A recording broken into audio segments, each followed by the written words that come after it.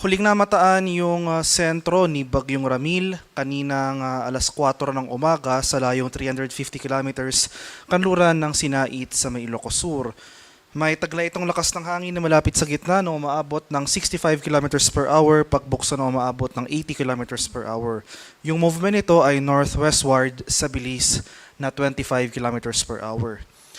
At makikita natin dito sa ating latest satellite images itong mga kaulapan na kasalukuyang umiiral sa malaking bahagi ng Luzon. Idulot pa rin yan nung trough extension ng nasabing bagyo. So patuloy itong lalayo sa ating kalupaan, pero at least for today makakaranas pa rin tayo ng mga kalat-kalat na pag-ulan at thunderstorm sa malaking bahagi ng Luzon. And meanwhile, for the rest of or dito sa area ng Bicol Region, Quezon, malaking bahagi ng Mimaropa, Visayas at sa Mindanao, generally fair weather conditions ang ating inaasahan maliban na lamang sa mga isolated rain showers or localized thunderstorms. Magpapatuloy yung generally west-northwestward na paggalaw ni Ramil dito sa West Philippine Sea at kaninang 5:10 ng umaga ay tuloy na itong nakalabas ng ating Philippine Area of Responsibility.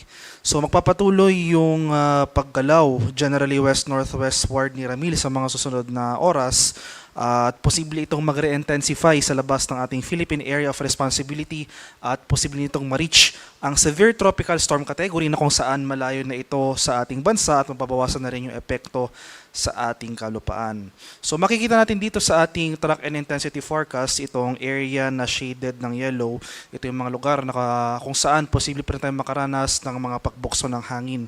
So as of 5 AM today may nakataas pa rin tayong tropical cyclone wind signal number 1 sa ilang areas ng Luzon. Dito sa Ilocos Norte, Ilocos Sur, La Union, itong northern and western portions ng Pangasinan, Abra at sa western portion ng Benguet. Kaya sa mga lugar na ito, kahit napapalayo na nga itong si Bagyong Ramil, maghanda pa rin tayo sa mga posibleng pagbukso ng hangin over these areas.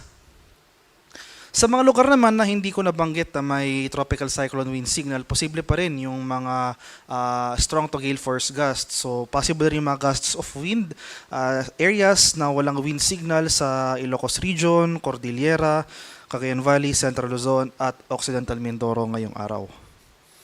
At para naman sa ating storm surge warning, posibleng umabot or mayroon pa rin tayong minor risk ng storm surge dito sa kanlurang bahagi ng Luzon na posibleng umabot ng 1 to 2 meters within the next 24 hours dito sa area ng La Union, Pangasinan, Zambales at sa Bataan.